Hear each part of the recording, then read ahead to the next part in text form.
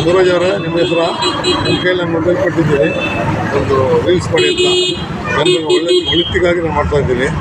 ನಾನೊಬ್ಬ ಅನಾಥ ಮಗುವಾದ ಬುಕ್ಕರ್ ಸರಿ ಅದೇ ಆ ಥರ ವ್ಯಕ್ತಿ. ಅನಾಥನ ಅಧ್ಯಕ್ಷ ಯಾರಿಲ್ಲ, ಒಂದು ಸಾಕುವಾಗಿದ್ದರು ಅವರು ಮನೆಯಿಂದ ಹೊರಗೆ ಬಂದರು. ಇವ್ರಿಗೆಲ್ಲ ಗೊತ್ತಿದೆ, ನಮ್ಮೊಂದು ಹುಡುಗನೆಲ್ಲ ಗೊತ್ತಿದೆ ಸ್ಟೋರಿ. ಜನತೆಗೆ ಹೇಳ್ಕೊಳ್ಳೋದೇನೆಂದರೆ, ಈ ಎಮ್.ಎಲ್.ಎ. ಸಂಗಮೇಶ್ವರ ನಾವು ಕೆಲಸ ಮಾಡ್ತೀವಿ, ಎಲ್ಲ ಶಿಕ್ಷಣ ಮಾಡಿದ್ವಿ. ಅವ್ರ ಮನಸ್ಸಿಗೆ ಬೇಜಾರಿ ಬಿಟ್ಟು ಮತ್ತು ಅಪ್ಪಾಜಿಗೆ ಒಂದು ಓಟ್ ಹಾಕಿ ಆ ಕಡೆ ನಿಂತಿದ್ದಾಗ ನನ್ನ ಒಂದು ಮತವನ್ನು ಆ ಕಡೆ ನಿಂತು ಆ ಕಡೆ ಹಾಕಿಸಿ ನಗರಸಭೆ ಚುನಾವಣೆ ಹಿಡಿದು ತೋರಿಸಿದ್ವಿ. ಅಲ್ಲಿ ಫೇಲ್ ಮಾಡಿ ಎಲ್ಲ ನನ್ನ ಹಾಳು ಮಾಡಿ ಕೆರೆಗೆ ಸೇರಿಸಿ ನನ್ನ ತಂದಿದ್ದು. ಆಮೇಲೆ ಮತ್ತೆ ವಿಶೇಷ ಏನಂದರೆ ಇಂಡಿಪೆಂಡೆಂಟು ಏಕಾಂಗಿ ಮಾಡಿದ ಏಕಾಂಗಿ ಇವತ್ತು ಹಣ ಕಾಸಿಲ್ಲ ಏನಿಲ್ಲ. ನನಗೆ ಹಣ ಕಾಸು ಮಕ್ಕಳು ಹೆಂಡತಿ ಹತ್ರ ಇದೆ, ಅವ್ರದ್ದು ಆಸ್ತಿ ಇದೆ, ನಂದಲ್ಲ.